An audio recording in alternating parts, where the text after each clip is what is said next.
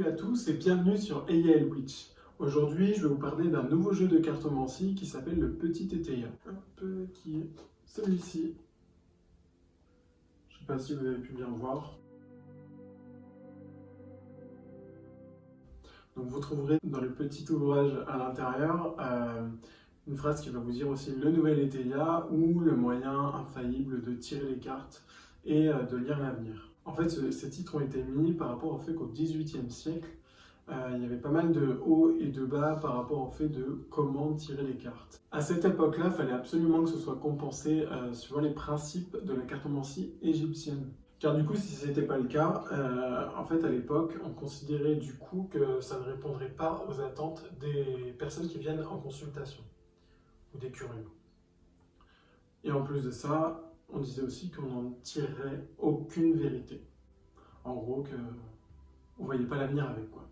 Il fallait absolument qu'il y ait un lien avec la cartomancie égyptienne, les principes de la cartomancie égyptienne. Du coup, bon, je vous épargne un peu tout l'historique qu'il y a eu autour de ce jeu. Je vous ai dit un peu la base, le fondement de ce jeu. Donc il faut savoir que du coup, Monsieur Étéia, qui a conçu ces lames, a parcouru un peu le monde à la recherche de savants, de maîtres, pour puiser dans la science, mais aussi à la fois dans l'art des maîtres. Du coup, là, vous avez un jeu en fait qui tire sa manière de tirer les cartes de principes égyptiens. Du coup, j'ai voulu faire cette vidéo pour une raison. Je trouve que c'est quand même assez complexe de comprendre la manière de tirer le petit Étéia. Parce que moi, quand je l'ai acheté, j'ai lu vraiment tout le petit livret, mais vraiment, j'ai dû le lire 3-4 fois et je ne comprenais mais rien du tout. Donc je me dis que les personnes qui ont pu l'acheter, et vous sûrement si vous regardez cette vidéo, c'est que sûrement vous n'y comprenez rien non plus. Donc j'arrive un peu pour vous montrer ce que moi j'ai pu en déduire, ce que j'ai pu en trouver. C'est peut-être pas la meilleure des manières, hein, mais en tout cas j'ai déjà fait des tirages comme ça et ça marche. Pour vous dire, voilà, là en rouvrant mon petit jeu de cartomancie, je suis un peu retombé sur ce petit papier que j'avais fait à la base. Parce que c'est un jeu que j'utilise assez rarement quand même. Je privilégie surtout mes oracles.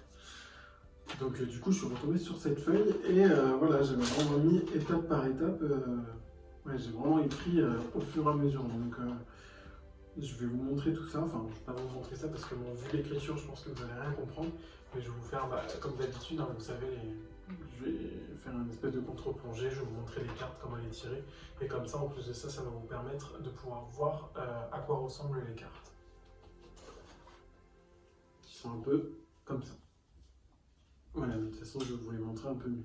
Maintenant, du coup, je vais vous présenter un peu donc le jeu du petit Étéia, le tirage que j'ai pu en ressortir du coup de ce livret. Alors, tout d'abord, je vais vous présenter les différentes cartes.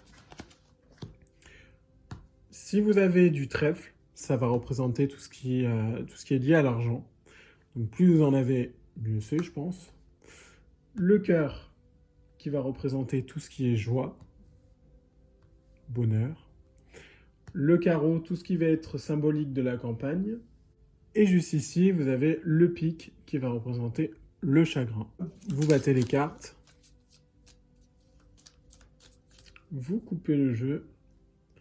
Vous pouvez regarder la coupe. Ça vous donnera des informations complémentaires.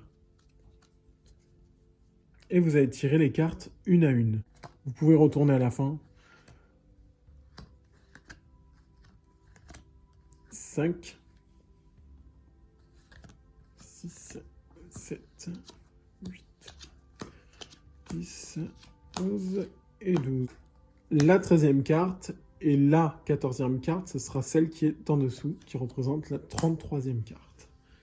Voilà. Vous pouvez aussi les compter comme ça, si vous préférez. Donc si jamais cette carte, qui est la numéro 1, Étéia, n'est pas présente dans le jeu, que vous êtes un homme, ça va être symbolique de manque dans sa conduite ou dans ses affaires. Du coup, pour votre lecture, vous direz de la première carte à la 12e carte, et en finissant par l'inattendu ou surprise qui se trouve sur la 13e et 14e carte, représentant du coup du passé au présent au futur.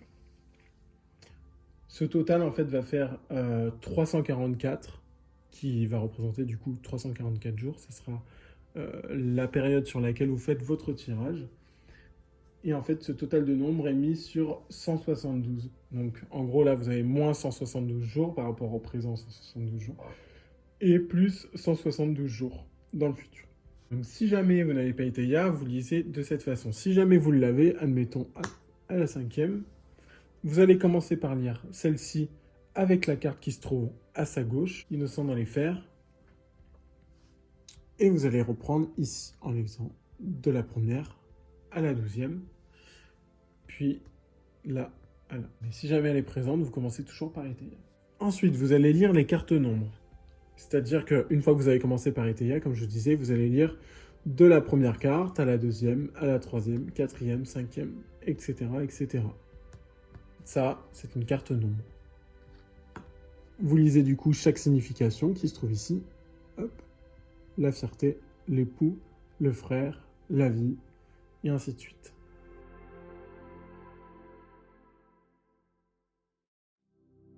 Ensuite, vous allez lire les ensembles. Donc les ensembles, en fait, c'est tout ce qui va s'apparenter comme voilà, 2 reines, 2 rois, 3 rois, 4 rois, ou même des nombres, que ce soit 6, 10, 8 ou 9. Là, par exemple, vous avez 2 nombres, donc les 2 10, qui correspondent du coup au niveau de l'emplacement à l'inattendu. Et là, vous voyez qu'ils sont en plus dans le même sens. Donc on va lire, étant donné qu'il y a 2 10, là et là, donc ça va représenter l'attente. Si jamais vous aviez une 3e carte du 10, mais que celle-ci était à l'envers, donc c'est-à-dire dans le même sens que si je l'avais mis comme ça, du coup vous ne lisez pas la partie 3. Vous prenez la dominante renversée, donc là c'est celle-ci, et vous lisez en conséquent.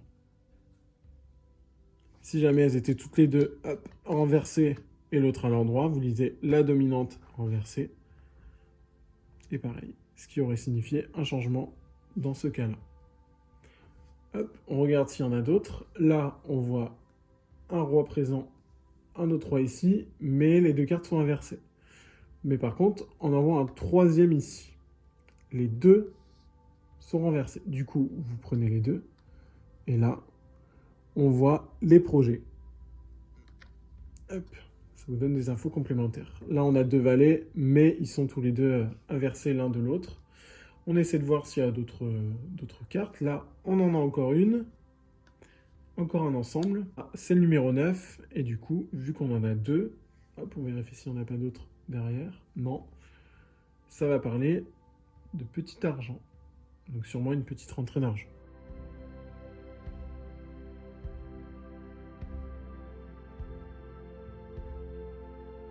On vérifie s'il n'y en a pas d'autres. S'il n'y en a pas d'autres, c'est terminé. Ça nous donne des informations complémentaires.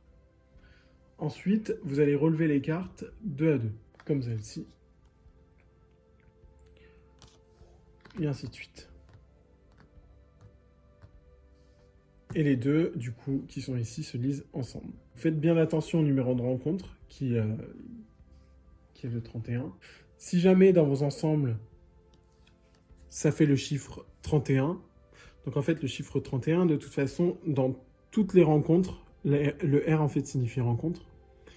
Dans toutes les cartes rencontres, ça fera 31. 27, 4, 31. Et là, par exemple, si vous prenez celle-ci, donc si vous avez le 29, c'est un numéro 2, ça fera 31. Vous allez regarder la signification qui parle de généalogie. Hop, vous fermez ça et vous voyez généalogie. Voilà, c'est ce que vous allez regarder. Voilà pour la présentation du petit Eteia. J'espère que ça vous aura pas mal aidé.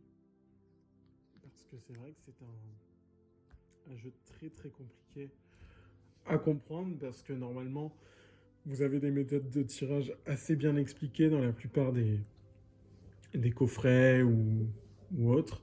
Alors que là, vraiment, il faut lire tout le petit livret et encore, je trouve que c'est assez complexe à comprendre. Donc du coup, voilà. Maintenant, je vais vous présenter une deuxième méthode de tirage qui se fait par rapport à des questions ouvertes. Donc ça va être une autre technique. Donc comme d'habitude, hop, on va battre. On va couper si on veut pour voir la coupe. et vous avez tiré les 5 premières cartes à la file. Du coup, hop, 2, 3, 4 et 5. Vous allez lire de la première carte à la 5e. Et normalement, ça répond à votre question ouverte. Si jamais votre question n'est pas résolue, donc sans battre, vous ne battez pas les cartes, encore une fois, vous allez retirer 5 nouvelles cartes, encore une fois. Hop, et on retire.